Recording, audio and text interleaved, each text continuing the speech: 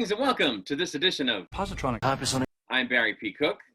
I'm here to give you my review on The Matrix Resurrections, and it's a pretty succinct review. I did not like this movie.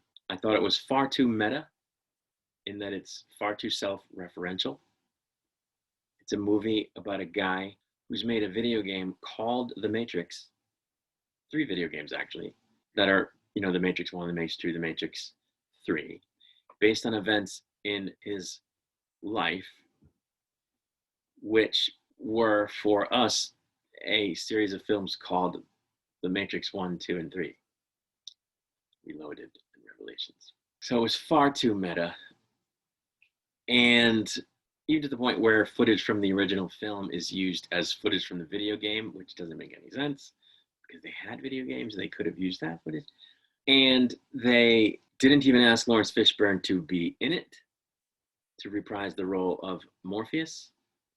In this film, Morpheus is a program and not a real person, but they still could have used Lawrence Fishburne.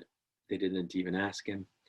And they went ahead with the film and used the Agent Smith character, even though Hugo Weaving couldn't be in it because of scheduling conflicts, which I don't think they should have done. They should have left the character completely out, because the only thing worse than Hugo Weaving not being in this movie to play Agent Smith was someone else trying to play Agent Smith.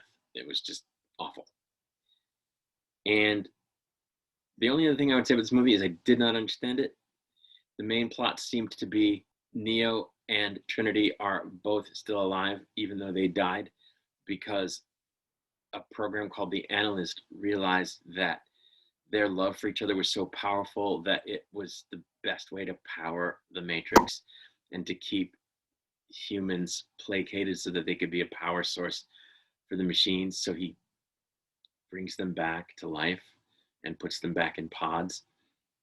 And then it turns out that their love is the thing that allows Trinity to free herself from the Matrix with Neo's help once he finds her. And it was kind of hokey, I thought. And it didn't really say anything about anything, this movie. And I found it confusing because I forgot the older films. I probably should have rewatched them. But I thought the machine-human war was over after the Matrix Revolutions. But I guess it wasn't.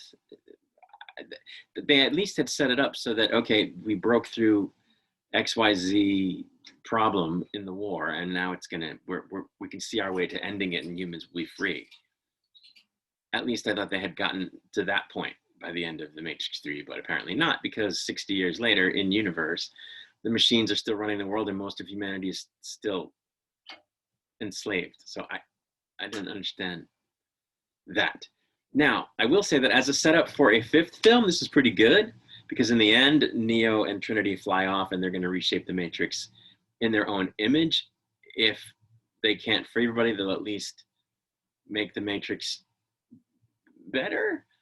And they set off to do that, and that's where it ends. And so if they have a 5th film, maybe we can see them actually do that, and that might be good. But this movie was just the setup for that, and it was 2 hours long and it just didn't say anything, and it was awful. So anyway, that's my review. I think it was horrible. I'll be back with more movie reviews when I see more movies, I guess. Until then, I wish you peace and long life.